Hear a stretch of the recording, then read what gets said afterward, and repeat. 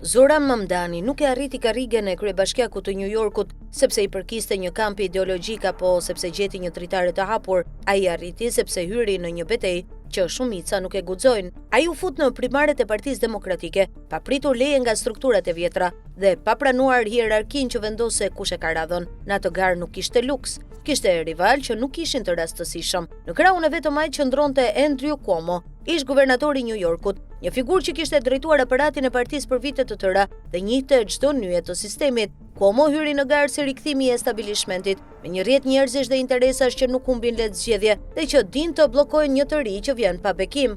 Mamdani nuk u tërhoq. Ai e dinte se fitoria nuk matet me reputacionin e kundërshtarit. Ai e mat atë me aftësinë për të përballur dhe ai u përball. Pas fitores në primare, ai u gjend në një skemë politike që nuk e kishte parë asnjë prej kandidatëve të rinj. Në dekadat e fundit, pushteti federal i drejtuar nga Donald Trump nuk e lejoi këtë garë të mbetej thjesht çështje lokale. Trump e pa fushatën e Mamdanit si kërcënim politik kombëtar, të ndërhyri duke e sulmuar hapur në daljet e tij publike. Ai quajti votuesit e tij të marrë dhe mandatin e etiketoi si njeri që sipas tij përfaqësonte ide që do shkatronin qytetin. Trump vendosi të mbështesë kandidatin republikan, por ndërkohë strukturat politike që qëndronin pas tij financuan dhe kthimin e Cuomo si kandidat i pavarur. Qëllimi ishte i qartë, të ndanin votën, të izolonin të riun që vinte pa rrënjë në sistem, të krijonin një duel mes dy njerëzve të vjetër që dinë se si kontrollohet pushteti. Mamdani nuk pranoi të nënshkruante këtë lojë. Debati politik nuk ndodhi në studio televizive ku debatet mezi shkëpusin nga monologët e interesave personale.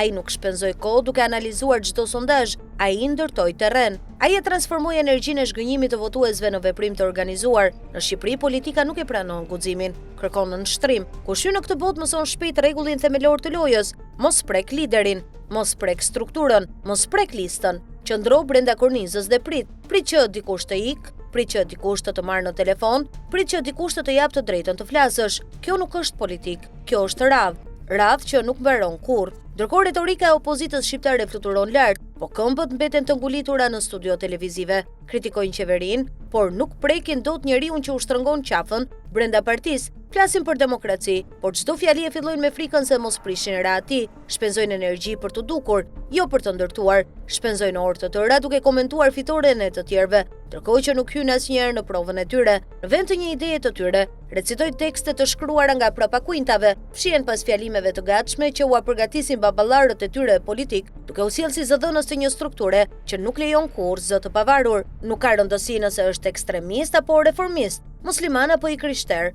budist apo ateist. Nuk ka rëndësi nëse mban qëndrim pro apo kundër Izraelit dhe Palestinës, nëse i përket një ideologjie liberale apo një vizioni radikal. Etiketat politike nuk e çuan në fitoren e New Yorkut. Fitoria erdhi sepse ai mori risk dhe hyri në një betejë që askush nuk ja garantoi. Ai mori vendimin të sfidojë strukturat, të përballet me emrat që quheshin të paprekshëm dhe të mos kërkojë leje për të ekzistuar politikisht. Ai e pa politikën si veprim dhe jo si pritje. Ai e pa terrenin si vendim ku provohet një ide dhe jo ekranin ku recitohet retorika e dikujt tjetër. Dhe ky është testi i vërtet, jo ideologjia, jo fjalimet, jo etiketa. Çështja është vetëm një: a guxon dikush të përballet me strukturën që e mban peng? Mamdani sfidoi elitat e partisë së tij, sfidoi establishmentin e qytetit dhe sfidoi deri edhe një president në detyrë. Ai u ngrit përballë aparateve që deshën ta shuajnë, pa e lënë të flas.